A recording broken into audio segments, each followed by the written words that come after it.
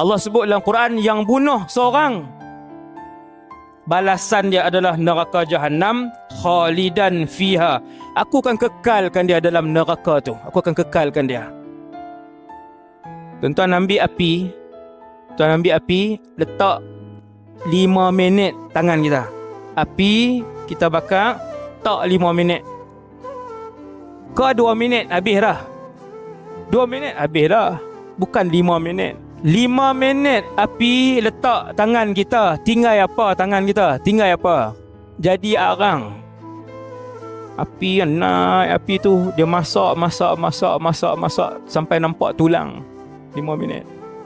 Kan dia naik api kan, hak laju, hak kuat tu.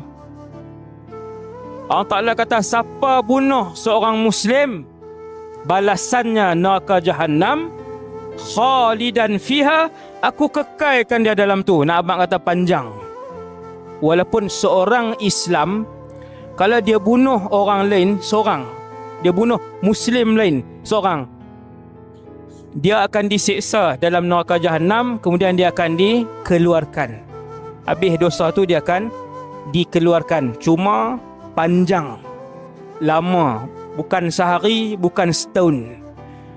Dosa bunuh seorang Muslim bukan setahun, dibakar di dalam neraka Jahannam.